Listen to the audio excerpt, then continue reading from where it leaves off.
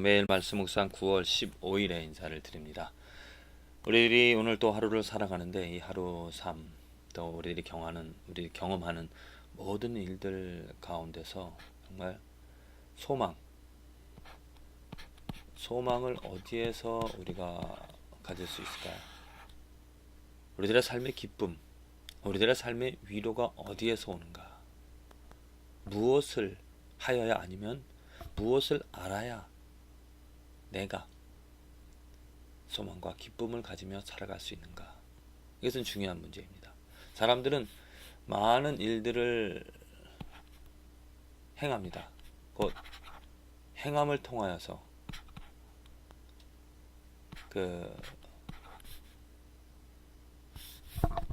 자기들의 삶에서 필요한 것들을, 자기들의 삶에서 소망을 갖고 살아가고자 하죠. 무엇을 행하는 것을 통하여서. 그래서 내가 만일 행함을 옳게 한다라면은, 긍정적으로 한다라면은 기쁨을 갖습니다. 위로를 얻습니다. 무엇을 내가 행하였기 때문에, 내가 잘하였기 때문에, 그래서 다른 사람으로부터 칭찬을 받는다거나 아니면 상을 받아서 그것으로 즐거움을, 그것으로 기쁨을, 내가 잘한 선택을 가지고 내가 무엇을 잘 이루었기 때문에 기쁨을, 위로를 얻게 되어지는 것이죠. 또 우리를 삶에서 그 행한 것이 잘못되어진, 마이너스라고, 플러스 마이너스라고 좀 표현하는데, 잘못되어진 것, 잘못된 선택, 어떤 순간에 잘하고 잘못된 이 선택으로 말미암아 잘못된 선택을 했다라면은 우리들은 절망을 합니다. 기쁨을 갖지 못합니다. 걱정을 하게 됩니다. 염려하게 되어지죠. 이것이 우리들의 인간의 어떠한 현실이고 또 한계입니다. 왜냐하면, 왜 한계라고 말씀을 드리냐면, 우리들은 언제나 잘할 수 없습니다. 우리들의 지식이, 우리들의 의지가 약하고 부족하기 때문에 항상 우리는 올바른 선택을, 플러스 되는 좋은 결과를 얻을 수 있는 선택을 우리는 다 할 수 없다는 거죠. 오늘 말씀에도 다윗의 경우도 어떻습니까?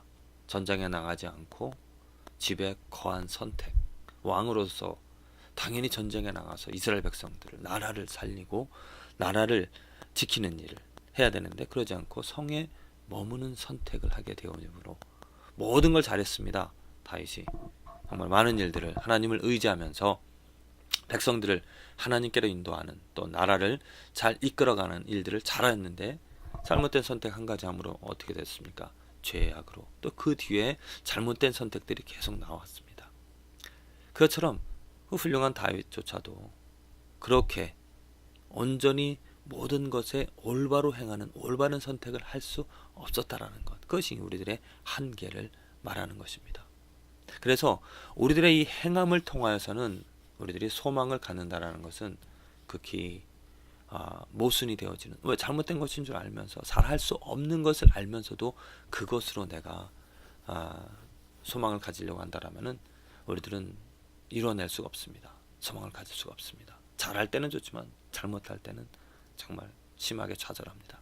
그래서 행함에 우리들의 소망을 두는 것이 아니라, 하나님께서 원하시는, 또 우리 인생의 정말 바른 그 길은 무엇인가? 바로 믿음의 소망을 둬야 된다는 것입니다. 이 믿음에 참 소망이 있다는 거죠. 믿음. 우리들이 행하는 것에 소망이 있다는 것이 아니라, 내 믿음이 어떠냐에 따라서 내 소망은 내가 행하는 것과 상관없이 내 믿음에 의하여서 이 소망이 항상 있는 것입니다. 어려울 때나 힘들 때나 실패할 때나 좌절할 때나 그렇습니다. 우리는 잘할 때 있고 잘못할 때 있습니다. 하지만 그런 것과 상관없이 어떤 때, 어떤 상황에서도 소망을, 기쁨을, 위로를, 힘을 가지며 살아갈 수 있다는 겁니다. 그것이 바로 믿음입니다. 그것이 그 믿음이 나에게 소망을 준다는 거죠. 그렇다면 그 믿음이 무엇인가? 거듭거듭 말씀을 드리지만, 믿음은 바로 예수 그리스도입니다. 예수 그리스도, 이 십자가, 예수 그리스도가 누구인지, 예수 그리스도를 아는 것이 내가 믿음을 갖는다는 것이고요. 예수 그리스도의 마음을 헤아릴 수 있는, 또 예수 그리스도가 행하신 일들을 듣는 것, 그러한 것이 다 믿음이 되어집니다. 예수 그리스도가 없다라면 믿음이 없다라는 거죠. 예수 그리스도가 있기 때문에 예수 그리스도의 말씀이, 예수 그리스도의 어떤 살아간 일들이, 그 행하였던 일들이, 그 십자가가, 그 부활이 내 마음에, 내 귀에 들려지기 때문에 그것이 믿음이 되어져서 그 예수 그리스도로 말미암아 나의 삶에 소망이 생겨지는 것입니다. 그래서 우리들이 살아갈 때 무엇 듣기를 원하겠습니까? 아름다운 음악들, 분위기 좋은 음악, 그러한 것이 나의 마음을 즐겁게 하는 것 어느 순간이겠죠. 하지만 예수 그리스도의 이 복음, 예수 그리스도의 살아간 이야기들, 예수 그리스도의 그 십자가, 그 성경에 기록되어진 예수 그리스도의 그 삶이 나의 마음뿐만이 아니고 나의 온 삶을, 영혼, 육을 온전히 즐겁게 하고 온전히 기쁘게 하고 온전하게 이 삶에서 아름답게 살아갈 수 있는 그 힘을 제공하는, 또 능력을 주는 것이라 믿습니다. 그래서 부디 우리들 노력해야 될 것, 우리들이 바라야 될 것은 무엇이겠습니까?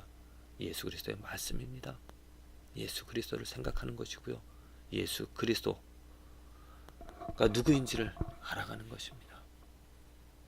다른 것을 통하여서 내게 소망을 갖고 위로를 할 것이 아니라 성경 말씀을 펴고 예수님이 살아간, 예수님이 어떻게 지내셨는지를 듣고 보고 묵상하십시오.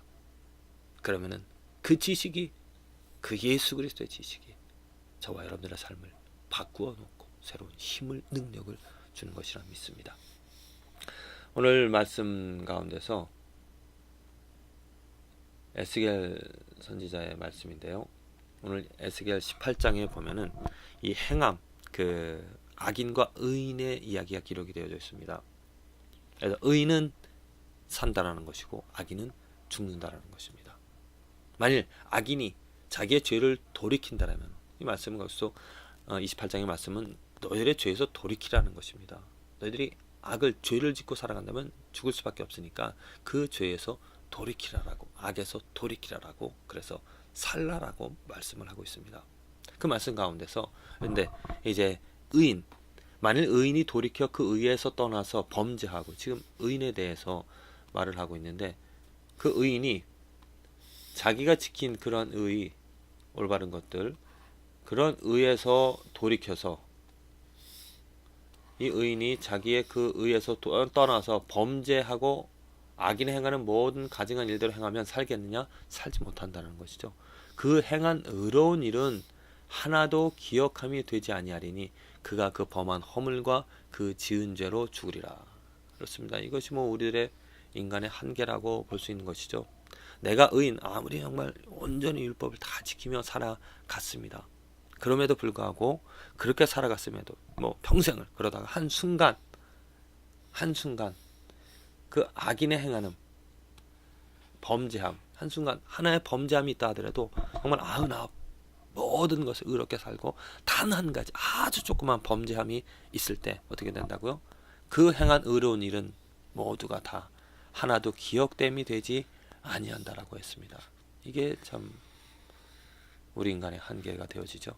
하나도 기억되지 않고 그 범한 아주 작은 그 죄, 그 범한 허물과 지은 죄로 인하여 죽게 되어진다는 것입니다. 그래서 모든 인간이 다 죽을 수밖에 없다는 그런 말씀이죠. 그런 뜻입니다. 우리 인간 어느 누구나 다 착하게 또 올바르게 살아갈 수가 있습니다. 하지만 온전히 완전하게 의롭게 살아갈 수 없다는 거죠.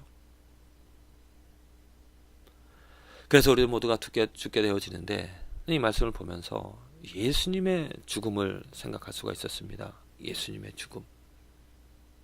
예수님은 어떻습니까? 온전한 의인이셨습니다.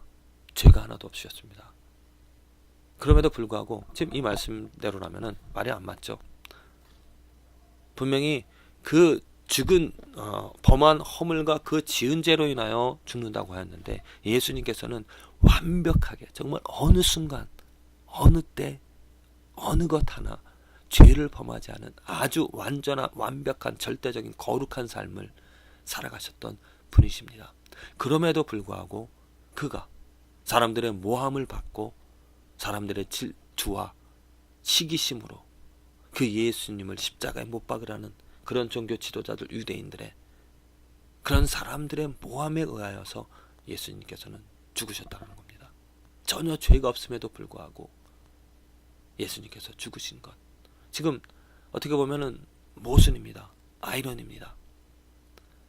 사람이 죽는다라는 것은 그 범한 허물과 지은 죄로 인하여 죽는데, 예수님께서는 죄가 없음에도 불구하고 사람들의 모함을, 사람들의 질투를, 곧 사람들의 죄 때문에 죽었다라는 겁니다. 하나님께서는 그 죽음을 허용하셨습니다. 예수님이 받는 고난, 예수님이 당하는 그 모함들, 예수님께 지어진 그런 악들을, 죄악들을 거두어내시고 그 죄를 벌하는, 죄를 자초하는, 시기하는, 질투하는 그들을 멸하시지 않으시고 그들의 부당함을, 그들의 죄악들을 예수님께 씌우는 그것들을 그냥 허용을 하셨다는 거죠. 아니, 오히려 하나님께서는 더 화를 내시면서 그 예수님께서 얼굴을 돌리셨습니다.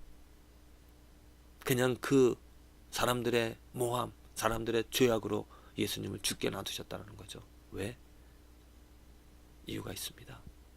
예수님이 그 십자가를, 그 모함을 당하시면서 사람들의 죄를 감당하시고 다 지으시고 죽으셨던 이유는, 전혀 죄가 없음에도 불구하고 죽으신 이유는 하나님께서 우리 모두의 죄를 해결해 주시기 때문에, 주시기 위하여서 그 십자가를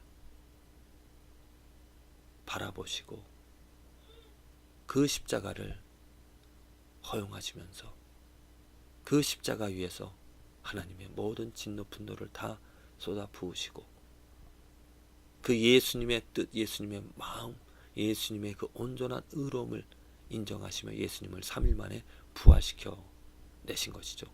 부활시켜 주심으로, 부활하게 하심으로 말미암아 하나님께서는 예수님의 의로움을 드러내셨고, 또한 예수 그리스도의 죽음, 예수 그리스도의 그 삶을 슬퍼하는, 그가 행한 모든 것들을 기리는, 그의 행한 모든 것을 알고 있는, 그를 사랑하는, 그를 붙잡는 모든 사람들의 죄를 용서해 주시고자 하셨던 것입니다.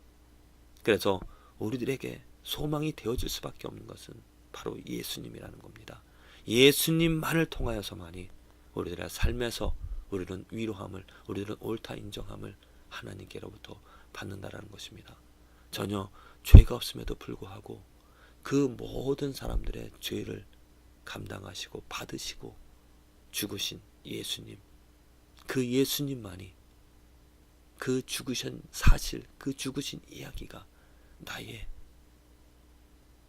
마음을 새롭게 하고 하나님의 능력으로 내가 하나님 앞에 의롭다 인정함을 받을 수 있는, 비록 죄를 범하였지만은, 비록 더럽지만은 오직 예수 그 십자가의 공로로 하나님께서 나를 의롭다 해주신다는 겁니다. 오늘 우리들이 이 삶에서 위로받을 수 있다는 것, 이 예수님의 이야기, 십자가라는 것을 기억하면서, 명심하면서 다른 무엇보다도 정말 이 복음의 이야기, 예수님의 이야기들을 들으며 살아가는 저와 여러분들의 삶이, 그 축복된 삶이 되어지기를 기도를 드립니다.